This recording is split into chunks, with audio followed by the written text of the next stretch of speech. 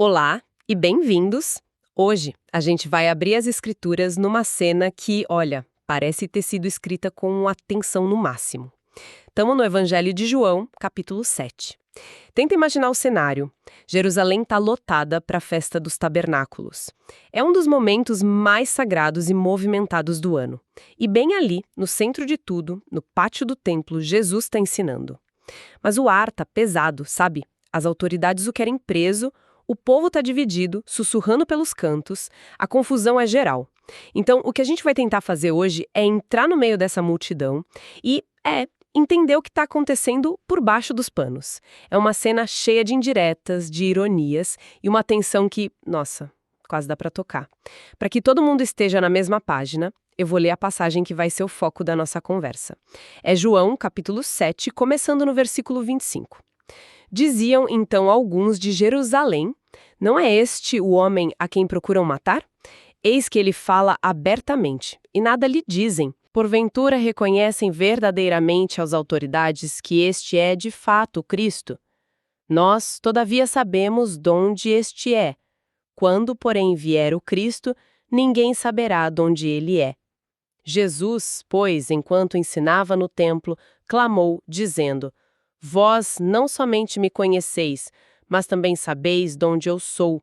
E não vim por mim mesmo, mas aquele que me enviou é verdadeiro, aquele a quem vós não conheceis. Eu o conheço, porque venho da parte dele e por ele foi enviado. Procuravam, pois, prendê-lo, mas ninguém lhe pôs a mão, porque ainda não era chegada a sua hora. E muitos da multidão creram nele e diziam: quando vier o Cristo, fará porventura maiores sinais do que este homem tem feito? Os fariseus, ouvindo que a multidão murmurava estas coisas a respeito dele, juntamente com os principais sacerdotes, enviaram guardas para o prenderem. Disse-lhes Jesus: ainda por um pouco de tempo estou convosco, e depois irei para junto daquele que me enviou. Também aonde eu estou, vós não podeis ir. Disseram, pois, os judeus uns aos outros: para onde irá este que não o possamos achar? Irá, porventura, para a dispersão entre os gregos, com o fim de os ensinar? Que significa de fato o que ele diz? Haveis de procurar-me e não me achareis. Também aonde eu estou, vós não podeis ir. É uma passagem realmente intensa. E para a gente captar a profundidade do que está acontecendo, a gente precisa lembrar que o pátio do templo era o grande palco público de Israel. Era o lugar onde a fé, a política, a vida cotidiana, tudo se encontrava. Numa festa como essa, então, com peregrinos de tudo que é lugar, qualquer debate público ganhava uma dimensão enorme. E nesse debate parece que existia uma confusão gigante sobre o que esperar do Messias. O texto diz que o povo acreditava que ninguém saberá de onde ele é, mas ao mesmo tempo existiam outras profecias, como a de que ele viria de Belém. Então essa confusão era quase inevitável com tantas ideias circulando. Exatamente. Havia um mosaico de expectativas messiânicas. A ideia de que ele viria de Belém, baseada em Miqueias, era forte, principalmente entre os estudiosos. Mas no imaginário popular, sabe? Parece que essa noção de uma origem misteriosa, quase celestial, tinha muita força. Eles queriam um Messias surpresa, saído de uma caixa misteriosa, tipo assim. Quando apareceu um Messias com família, cidade e um ofício conhecido, o carpinteiro de Nazaré, foi como descobrir que a figura mítica mora no apartamento ao lado. Para muitos, isso quebrava o encanto e parecia desqualificá-lo. E quem são os que se sentem mais ameaçados por essa figura que não se encaixa no roteiro? O texto menciona os fariseus e os principais sacerdotes. Sim, eles eram os dois pilares do Sinédrio, o conselho governante. Os principais sacerdotes, na maioria saduceus, eram a aristocracia rica que administrava o templo e tinha, boas relações com Roma. Já os fariseus eram os guardiões da lei oral e tinham uma influência gigantesca sobre a vida religiosa do povo. Para ambos, Jesus era um problema. Ele desafiava a autoridade deles, questionava suas interpretações da lei e, talvez o mais perigoso de tudo, ele estava ganhando a atenção e a lealdade do povo. Ele era uma força que eles não conseguiam controlar. Vamos então mergulhar nessa reação do povo. Eles estão ali, vendo Jesus ensinar, e a primeira coisa que notam é a coragem dele. Não é este o homem a quem procuram matar? E ele fala abertamente. Há um choque, uma admiração, talvez. Mas logo depois vem o mas. Nós sabemos de onde ele é. É um paradoxo fascinante, né? Eles veem o poder e a autoridade nas palavras dele, algo que os intriga. Mas o currículo dele não bate com as expectativas. Eles têm uma informação, um dado geográfico, ele é de Nazaré, filho de José, e usam esse dado para invalidar o que estão vendo e ouvindo. Mas pensando com a cabeça deles é compreensível, não é? Se alguém hoje fizesse reivindicações extraordinárias, a primeira coisa que a gente faria seria pesquisar a vida da pessoa, o passado. Eles não estavam só sendo céticos de uma forma que nós também seríamos. É o ponto excelente e nos ajuda a entender a perspectiva deles. Sim, o ceticismo era natural. O problema, segundo a narrativa de João, não é o fato de terem informações, mas o fato de acharem que essas informações contavam a história toda. O conhecimento deles era horizontal, terreno. Eles sabiam o endereço, mas não a origem. E aí que a resposta de Jesus no versículo 28 se torna tão poderosa e cheia de ironia. Ele diz, vós não somente me conheceis, mas também sabeis de onde eu sou. Parece que ele está concordando com eles, mas o tom sugere o contrário. Exatamente.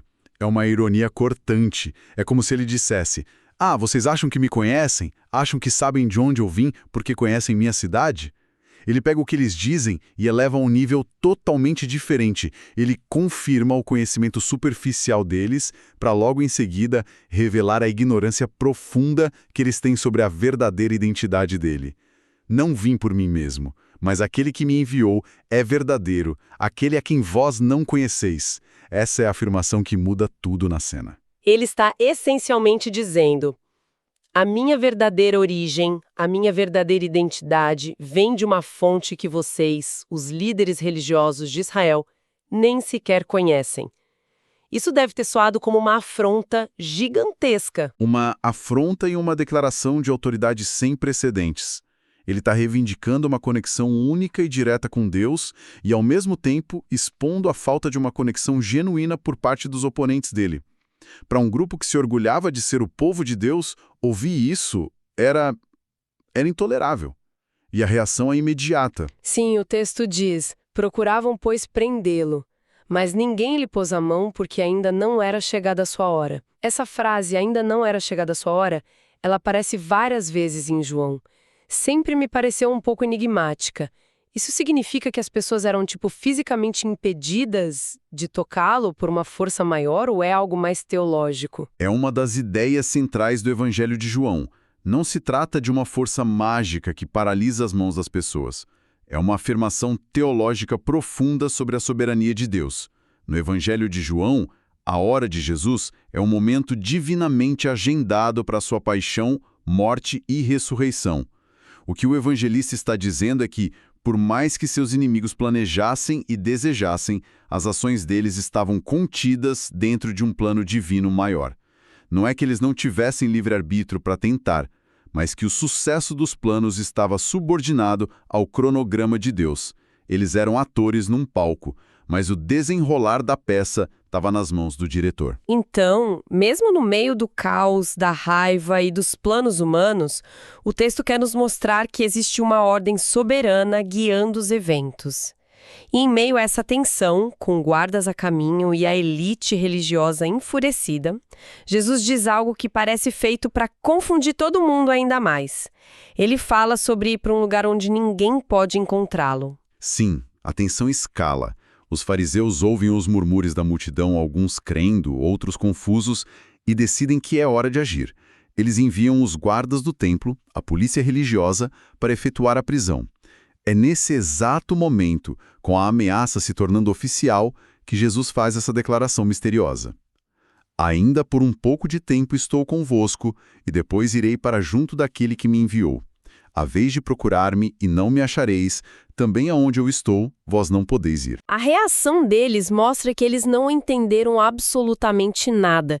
Eles pensam em termos geográficos. Será que ele vai para a diáspora, para os judeus que vivem entre os gregos, para ensinar lá? Eles levam tudo ao pé da letra. A incompreensão deles é total e revela a mentalidade com que o ouviam. Eles estão presos a um mapa terrestre, pensando em viagens, em lugares. Jesus está falando de uma jornada vertical, sua ascensão de volta ao Pai. Ele está dizendo que, depois da partida dele, eles o procurarão, mas o procurarão da maneira errada, talvez esperando um Messias político para liderar uma revolta, e não o encontrarão, porque ele não estará mais operando nesse plano terreno. E eles não podem segui-lo para a presença do Pai porque o rejeitaram. Espera um pouco. A pergunta que eles fazem com zombaria irá porventura para a dispersão entre os gregos com o fim de os ensinar? Isso é basicamente o que acontece depois com a expulsão do cristianismo. É quase como se o autor do Evangelho estivesse piscando para o leitor. Precisamente. Essa é uma das ironias mais sofisticadas e brilhantes do Evangelho de João. A pergunta é feita com desdém, com sarcasmo. A ideia de que o Messias de Israel iria se rebaixar a ensinar os gregos, um termo geral para os gentios, era absurda para eles. No entanto, sem perceber, eles profetizam exatamente o futuro do movimento que Jesus iniciou. Suas palavras de desprezo se tornam uma profecia involuntária da missão global da Igreja. João está mostrando que até mesmo a oposição a Jesus, em sua cegueira, acaba por servir e anunciar o propósito de Deus. Uau! Essa ideia da ironia profética é fantástica. Eles acham que estão diminuindo Jesus, mas, na verdade, estão prevendo o alcance global da mensagem dele. É um nível de narrativa muito sofisticado. E pensar nessa cena de 2000 anos atrás é impressionante como ela parece um espelho de muitas situações hoje. Essa dinâmica de expectativas, conhecimento superficial e rejeição ainda é muito presente. Sem dúvida. E se a gente olhar para as lições práticas que os comentários, como os da Bíblia Aplicação Pessoal, extraem dessa passagem, vemos conexões muito claras. A primeira é justamente sobre o perigo das expectativas rígidas. O povo em Jerusalém tinha uma lista de requisitos para o Messias. Ele tinha que ter a origem certa, agir da forma certa, cumprir o roteiro que eles tinham em mente. Como Jesus não marcou todas as caixas, ele foi descartado por muitos. Isso nos faz pensar em quantas vezes nós mesmos fazemos isso. Criamos uma imagem de como Deus deveria agir, de como as pessoas deveriam ser, de como nossa vida deveria se desenrolar. E quando a realidade não corresponde ao nosso roteiro, nossa primeira reação pode ser a rejeição em vez da compreensão. Exato. E isso se conecta ao segundo ponto. A diferença entre conhecimento superficial e entendimento profundo. Eles sabiam fatos sobre Jesus, sua cidade e sua família. Eram informações corretas, mas inúteis porque não levavam à sua verdadeira identidade. A passagem nos desafia a ir além dos rótulos e dos fatos superficiais, seja sobre Deus, sobre os outros ou sobre nós mesmos, e buscar um entendimento mais profundo de propósito e identidade. Não basta saber de onde algo vem, mas para que veio. E por fim, a divisão na multidão. O texto deixa claro que a reação não foi unânime. Alguns creram, outros hesitaram e os líderes rejeitaram. Isso parece ser um padrão constante. Sim, e é um lembrete importante. Nenhuma mensagem transformadora é recebida de forma monolítica. A fé, a dúvida e a incredulidade convivem no mesmo espaço, às vezes dentro da mesma pessoa. A multidão no templo não era um bloco único de oposição, era um espectro de respostas humanas. E isso nos ensina a ter uma visão mais nuançada da realidade. Em qualquer grupo, em qualquer comunidade, encontraremos essa mesma diversidade de jornadas e reações diante da verdade. Então, se a gente fosse resumir as grandes ideias que descobrimos hoje, diríamos que esta passagem é um estudo profundo sobre a tensão entre o que é visto e o que é revelado. Vimos como o conhecimento humano, limitado e terreno, entrou em conflito com a revelação da origem divina de Jesus. Vimos como a soberania de Deus, expressa na frase "a sua hora", orquestra os eventos por trás da cortina do caos humano. E vimos a ironia espetacular das palavras de Jesus, que apontavam para sua ascensão e para a futura expansão de sua mensagem, algo que seus ouvintes não poderiam sequer imaginar. E para encerrar, talvez a passagem nos deixe com uma questão para refletir.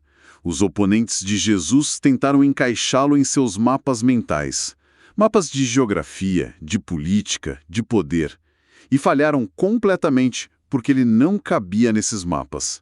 A pergunta que fica é: que mapas pré-definidos nós usamos hoje para avaliar as verdades espirituais? Que critérios e expectativas impomos? E será que esses mapas estão nos ajudando a navegar em direção à verdade? Ou, como aconteceu com o público de Jesus, estão nos impedindo de reconhecê-la quando ela se apresenta de uma forma que não esperávamos? Uma reflexão muito pertinente para os nossos dias. Fica o convite para examinarmos nossos próprios mapas. Agradecemos a companhia nesta análise. Esperamos que se junte a nós na próxima vez, para continuarmos descobrindo juntos a riqueza e a profundidade desses textos.